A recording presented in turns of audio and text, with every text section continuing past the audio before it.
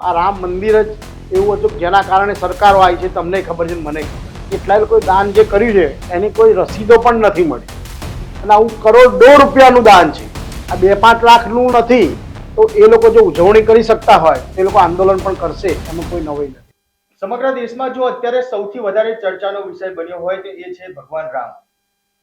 જી બિલકુલ, તમે સાચું સાંભળ્યું, ભગવાન રામ. એટલા માટે ભગવાન રામ કહેવું પડે છે કે ભગવાન રામનું જે અયોધ્યામાં મંદિર બન્યું, પહેલા તો આ મંદિર બનાવવા માટે આંદોલન કરવા પડ્યા, ત્યારબાદ અનેક લોકોએ સંઘર્ષ કર્યા, પોતાનું લોહી રેડ્યું, અને વર્ષો બાદ એ જ જગ્યા ઉપર ભગવાન રામનું મંદિર છે તે મંદિર બનાવવામાં આવ્યું. પરંતુ આજે ભગવાન રામનું મંદિર બન્યા બાદ પણ આ મંદિરની અંદર જે દાન આવે છે તે દાનમાં પણ હવે ચોરીનો બનાવ છે તે સામે આવ્યો. આ ચોરીના બનાવને લઈને આજે સમગ્ર દેશમાં ચર્ચાનો વિષય બન્યો છે, અને તેને જ લઈને રાજકારણ છે તે રાજકારણ પણ ગરમાયું છે. ત્યારે આ જ મુદ્દે આપણે વિશેષ ચર્ચા કરીશું. નમસ્કાર, લલકાર ન્યૂઝ સાથે હું છું મયુર મેવાડા. નમસ્કાર, હું છું રીતેશ શાહ, લલકાર ન્યૂઝ સાથે.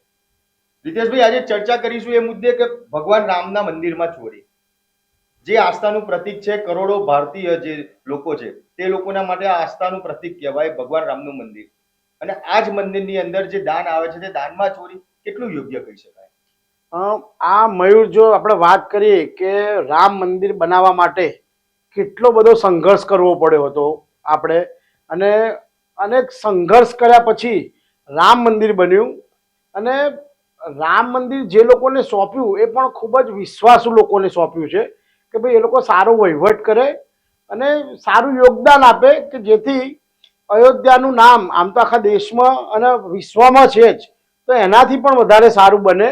અને એના કારણે જ લોકો ત્યાં કરોડો રૂપિયાનું દાન કરે છે, અને કરોડો લોકોની આસ્થાનું કેન્દ્ર અયોધ્યાનું રામ મંદિર છે.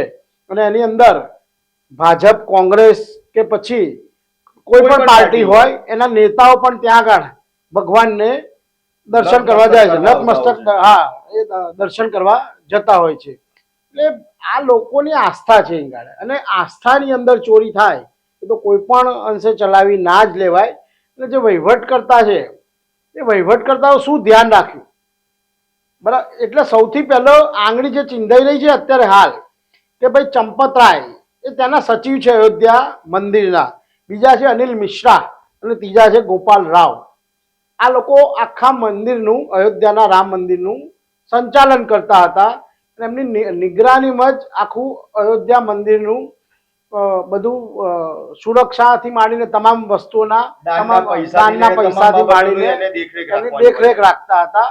અને એ દેખરેખ રાખતા હતા છતાં પણ ચોરી થઈ. અને એવું કહેવાય છે કે બેંક દ્વારા પણ આ લોકોને કહેવામાં આવ્યું, 3 મહિના પહેલા આપણી જે SBI બેંક છે અયોધ્યાની, એ બેંકના અધિકારીઓ દ્વારા કહેવામાં આવ્યું કે ભાઈ આ સ્ટાફમાં કોઈ ગડબડ છે, એટલે તમે સ્ટાફ બદલી નાખો, કંઈક લોચા છે. પણ બેંક દ્વારા એવું કહેવામાં આવ્યું હતું કે ભાઈ ત્યાં આગળ જે કેશ કાઉન્ટિંગનો જે સ્ટાફ છે, જે SBI બેંકનો આઉટસોર્સિંગ થી સ્ટાફ લાવવામાં આવ્યો હતો, એ સ્ટાફ બદલવા માટે જે બેંક કર્મચારીઓ છે એમના દ્વારા જે મંદિર ટ્રસ્ટ છે તેને આ જાણ કરવામાં આવી હતી. હા, ઇવન ચંપતરાય થી માંડીને મેં તમને કીધું જે નામ છે, ગોપાલ રાવ છે, અનિલ મિશ્રા, ચંપતરાય, આ બધાને જાણ કરવામાં આવી હતી. તેમ હોવા છતાં કેમ એ લોકોની બદલી ના કરવામાં આવી? એટલે એ સૌથી મોટો પ્રશ્ન છે. અને આ ગમે તેટલા વફાદાર હોય પણ અત્યારે એમની ઉપર એટલા માટે જ આંગળી ચીંધાઈ રહી છે. એ એમને ગમે તેટલું લોહી રેડ્યું હશે કદાચ, મને તો ખબર નથી, પણ એ લોકોએ જેટલું રામ મંદિર માટે કર્યું હશે એ અત્યારે એમનું નિરર્થક થઈ જશે, કારણ કે આ સ્ટાફને બદલ્યો નહીં અને આટલી મોટી ચોરી થતી હતી. તો તમારી ક્યાંક ભૂલ છે, ક્યાંક બેદરકારી છે, અથવા તો તમારી મિલીભગત છે, તો જ આવી દાનની અંદરથી ચોરી થાય. દાન લોકોની આસ્થાનું કેન્દ્ર છે. રામનું જે મંદિર છે અયોધ્યામાં, ત્યાં લાખો કરોડો લોકોની આસ્થા છે, અને આસ્થાની અંદર લોકો આસ્થાના કારણે જ ત્યાં દાન ચડાવતા હતા. અને દાનની અંદર જો ચોરી થાય તો ખરેખર આ ખૂબ જ ખરાબ વસ્તુ છે, અને બહુ જ નિંદનીય વસ્તુ છે. આ જે રાજકારણીઓ છે, જે સત્તાધીશો છે ત્યાંના યુપીના, એ લોકો માટે પણ આ કલંકરૂપ ઘટના છે. પણ રીતેશભાઈ, રામ મંદિરને લઈને હવે રાજકારણ ગરમાઈ રહ્યું છે. આજે કોંગ્રેસના અનેક નેતાઓ છે કે જે ત્યાં રામ મંદિર દર્શન કરવા જવાના હતા, અને એ નેતાઓ છે તેમને પોતાના ઘરની અંદર નજરકેદ કરી દેવામાં આવ્યા. આ પણ કેટલું યોગ્ય કહી શકાય? એટલે લોકશાહીનું ક્યાંક ને ક્યાંક હનન થઈ રહ્યું હોય એવું લાગી રહ્યું છે. અને દર્શન કરવા જતા હતા કે નહીં એ તો મને હું નહીં કહી શકું, પણ કદાચ એ લોકો પણ રાજકારણ કરવા જતા હોય એવું પણ બની શકે. અને આજે તમે જુઓ કે આ દાન ચોરીની ઘટના બની પછી હવે દરેકે દરેક પક્ષ અંદર લાગી ગયો છે કે પછી ભાજપ હોય તો ભાજપ પણ બી સ્ટેટમેન્ટ આપે છે, એમની જેમની સરકાર છે, બરાબર છે, ત્યાંના સીએમ યોગી છે, યોગી સ્ટેટમેન્ટ, હા, યોગી આદિત્યનાથ એમનો બચાવ કરી રહ્યા છે કે ભાઈ અમારે આ જે ચોરી થઈ એને અમે નહીં બક્ષીશું. પણ જ્યારે થતી હતી ત્યારે તમે શું કરતા હતા? તમારા જ રાજની અંદર આ દાન પેટીની અંદર ચોરી થતી હતી ત્યારે તમે કેમ કોઈ ધ્યાન ના આપ્યું? અને પેલા ઘોડા છૂટ્યા પછી તમે તાળા મારવા જાઓ એ કેટલા અંશે યોગ્ય છે? આ યોગી આદિત્યનાથ જે મુખ્યમંત્રી એમની વાત થઈ. પછી કોંગ્રેસના બધા નેતાઓ આવી ગયા મેદાનમાં કે ભાઈ અમે આમ કરીશું તેમ કરીશું. ખડગે આપ્યું, બીજા અનેક નેતાઓ આપ્યું કોંગ્રેસના, ઓવેસીએ બી આની અંદર નિવેદન આપ્યું. એટલે દરેકે દરેક પક્ષના લોકો હવે પોતાનો ખીચડો પકાવવા માટે આની અંદર ઇન્વોલ્વ થઈ ગયા છે. પણ આ તમે ધ્યાન રાખજો, આ અયોધ્યાનું ભગવાન રામનું મંદિર છે. તમે આની અંદર જો તમે રાજકારણ કરવા જશો ને તો તમારું રાજકારણ પણ પતી જશે, એમાં કોઈ બે મત નથી. રીતેશભાઈ, જે અત્યાર સુધીની તપાસ ચાલી રહી છે, સૌ પહેલા તો આખી ઘટના કઈ રીતે સામે આવી એ બાબતે શું જાણવા મળેલું છે? એવું જાણવા મળ્યું છે કે શરૂઆતમાં જે આ ટ્રસ્ટી અને મહાસચિવને હતા ચંપતરાય ને બધાને ખબર પડી ગઈ હતી કે ભાઈ આવું થઈ રહ્યું છે. હા, અને બેંકે એમને ઇન્ફોર્મ કર્યું એટલે એ લોકો વધારે એક્ટિવ થઈ ગયા હતા. એ લોકો પહેલા વીએચપી વાળાનું એવું કેવું છે કે એ લોકો એમની રીતે તપાસ કરતા હતા અને તપાસ કરે પછી પોલીસને જાણ કરીશું. પરંતુ આ વાત ક્યાંકથી લીક થઈ અથવા કંઈ પણ હોય, ત્યાં સમાજવાદી પાર્ટીના નેતા અખિલેશ યાદવ છે એમને ખબર પડી ગઈ. એટલે અખિલેશ યાદવ બહુ આક્રમક મોડ પર આવ્યા અને એમને તાત્કાલિક એક્શન લેવા માટે કીધું. એટલે ત્યાંથી પોલીસ ઇન્વોલ્વ થઈ અને પછી ફરિયાદ દાખલ થઈ. એસઆઈટીની રચના થઈ અને એસઆઈટીની રચના થઈ પછી કમ્પ્લેન થઈ અને કમ્પ્લેનની અંદર 8 આરોપી બતાવવામાં આવ્યા છે અને આરોપીઓ પાસેથી અઢળક ધન મળ્યું છે. એટલે એ લોકો તો આમાં ગુનેગાર છે જ. એટલે ભગવાનને જેને સુરક્ષા સોંપી હતી ભગવાનના રામ મંદિરના દાનની, એ લોકો ચોરી કરી રહ્યા, એક ચોર નીકળ્યા. એટલે આવું એકલું એમ નથી કે રામ મંદિરમાં જ થાય છે, ઘણા બધા મંદિરમાં થાય છે, પણ એ બધું બહાર નથી આવતું, એ બધું દબાવી દેવામાં આવે છે ક્યાંક ને ક્યાંક. એટલે ધર્મને આ લોકો ધંધો બનાવી દીધો છે. એટલે ભગવાનને એટલે જ કે મારા બનાવેલા મને બનાવે છે અને એટલે જ આ કુદરત રૂઠે છે. સૌથી મોટી વસ્તુ જે છે કે આ ભગવાનનું જે દાન આવે છે એ દાનની તમને સુરક્ષા કરવા માટે, તમને કાઉન્ટિંગ કરવા માટે, ગણવા માટે બેસાડ્યા છે. અને તમે લોકો ચોરી કરો એ કેટલા અંશે યોગ્ય છે? અમને તો મયુર એવા પણ મેસેજ મળ્યા છે, એવું જાણવા મળ્યું છે કે કોઈ સિંધી એસોસિએશને 200 કિલો ચાંદી ત્યાં આગળ ચઢાયેલી છે. એ ચાંદીનો કોઈ હિસાબ જ નથી. અને આવું અનેક લોકોનું છે. આ 2-5 કરોડ ને આ 200-500 કરોડનું સ્કેમ નીકળશે જો યોગ્ય તપાસ થશે તો. પણ રીતેશભાઈ, લાગે છે કે જે 8 લોકોની ધરપકડ થઈ, આ 8 લોકો ખાલી આની પાછળ જવાબદાર હોઈ શકે? બને જ નહીં, ક્યારેય, નેવર, ક્યારેય ના બને. કારણ કે સમજો એ લોકોને ક્યાંક કોકનું પીઠબળ હશે ને હશે જ. અને કદાચ આ એસઆઈટી જે તપાસ કરી રહી છે એમાં બહાર પણ આવશે અને એના કારણે ચંપતરાયની બી ગઈકાલે 2 કલાક એમને પૂછપરછ કરી છે એસઆઈટીના અધિકારીઓએ. એટલે જે છે દૂધનું દૂધ ને પાણીનું પાણી થવું જ જોઈએ. કારણ કે ધર્મમાં ધંધો થાય ચાલે નહીં.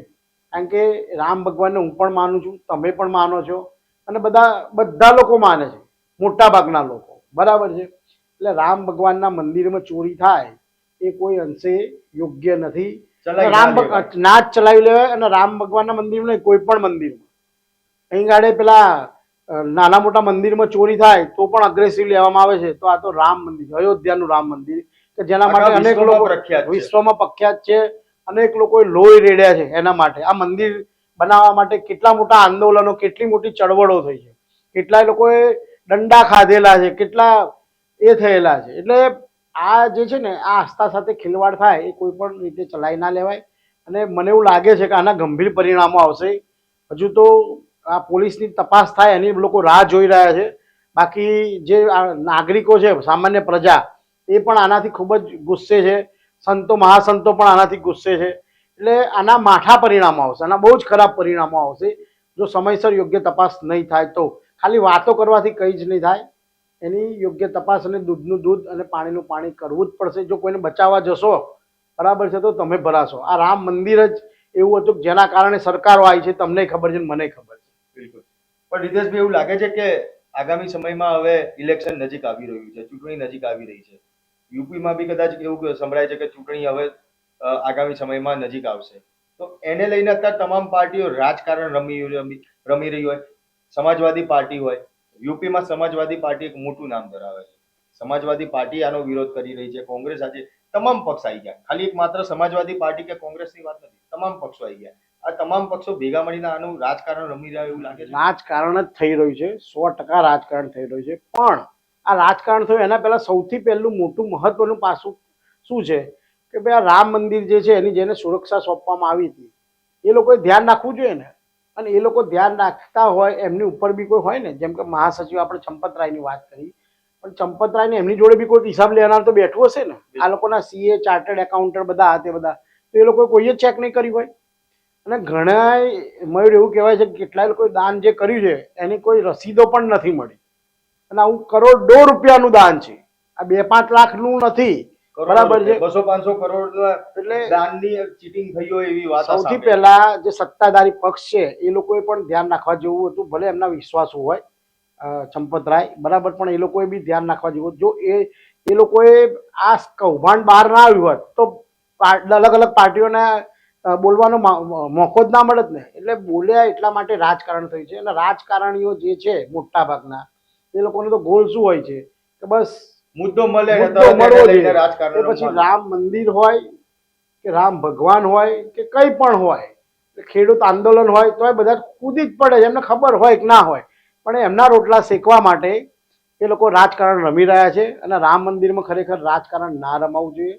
આ રામ ભગવાન છે એ મેં તમને કીધું સૌના ભગવાન છે, બરાબર છે. એટલે એની અંદર જો રાજકારણ રમાશે ને તો એના ખરેખર જે પરિણામો છે એ ખૂબ જ ખરાબ આવશે. એટલે અને તમને ખબર હોય તો આપણી આ સરકારે જ રામ મંદિરનું જ્યારે ભવ્ય આખા દેશમાં, આખા વિશ્વમાં અને દરેક ગલી ગલી, શહેર, જિલ્લા, ગામડામાં દરેકે દરેક જગ્યાએ દરેક લોકો જમણવાર રાખ્યા હતા. રામ મંદિરની ઉજવણી કરી હતી દરેકે દરેક જગ્યાએ ભગવાનનું. તો એ લોકો જો ઉજવણી કરી શકતા હોય તો એ લોકો આંદોલન પણ કરશે, એમાં કોઈ નવાઈ નથી. બિલકુલ કહેવાય કે રામ મંદિરને જે દાનમાં ચોરીને જે આખું કૌભાંડ બહાર આવ્યું, 8 લોકોની ધરપકડ થઈ. મુખ્ય આરોપી જે કહી શકાય તેવા હજી સુધી કોઈ નામ સામે નથી આવ્યા. પરંતુ મુખ્ય જે સચિવ હતા ત્યાંના, કે જે ચંપત રાય હોય, અનિલ મિશ્રા હોય કે ગોપાલ રાવ હોય, આ લોકોની પૂછપરછ કરવામાં આવી છે. પરંતુ ખરેખર તેમનો અંદર કેટલો વાંક એટલે કે એમનો ગુનો કેટલો કહેવાય તે સાબિત હજી કરવામાં નથી થયું. તે લોકો ખરેખર સાબિત કરી શકશે કે કેમ, એ પણ એક મોટો સવાલ છે. આની અંદર અત્યાર સુધી જે 8 જણાની ધરપકડ કરી એની અંદર એસબીઆઈ બેંકમાં જે આપણું ખાતું છે અયોધ્યા બેંકનું, એ એસબીઆઈના અધિકારીઓ પણ પોલીસના રડારમાં છે. જે ઇન્વેસ્ટિગેશન એજન્સી છે એના રડારમાં છે. એટલે ક્યાંક ને ક્યાંક એસબીઆઈના અધિકારીઓ પણ મળેલા જ છે એવું સ્પષ્ટ અત્યારે લાગી રહ્યું છે. અને એમના 7 બેંકના ખાતા મળ્યા છે. એ 7 બેંકના ખાતામાંથી 5 વર્ષના એમના બેંક સ્ટેટમેન્ટ મંગાવ્યા છે. અને એની અંદર કદાચ કરોડો રૂપિયા નીકળે તો નવાઈ નહીં. અને એ પણ આ અયોધ્યાની એસબીઆઈ બ્રાન્ચમાં જ એ લોકો જે લોકો પર અત્યારે આક્ષેપ છે ચોરીનો, એ લોકોના બેંક ખાતા પણ આ અયોધ્યાની આ બેંકમાં જ છે. એટલે બેંકના અધિકારીઓની ક્યાંક ને ક્યાંક મિલીભગત હોય એવી પૂરેપૂરી શંકા સેવાઈ રહી છે. ચોક્કસ એસઆઈટી એ બાબતે તપાસ પણ કરી રહી છે. ગઈકાલે જે એસબીઆઈ બેંકના મેનેજર છે, જે અયોધ્યા બ્રાન્ચની જે એસબીઆઈ બેંક છે તેના મેનેજરની બી કહેવાય છે કે 4 કલાક સુધી પૂછપરછ કરવામાં આવી હતી. અને હજી તેમની અન્ય પૂછપરછ કરવામાં આવશે. તેમની સાથે પણ જે અયોધ્યા બેંકનું જે મંદિરનું જે મુખ્ય એકાઉન્ટ છે તે એકાઉન્ટના પણ 5 વર્ષના સ્ટેટમેન્ટ બેંક મેનેજર સાથે માંગવામાં આવ્યા છે.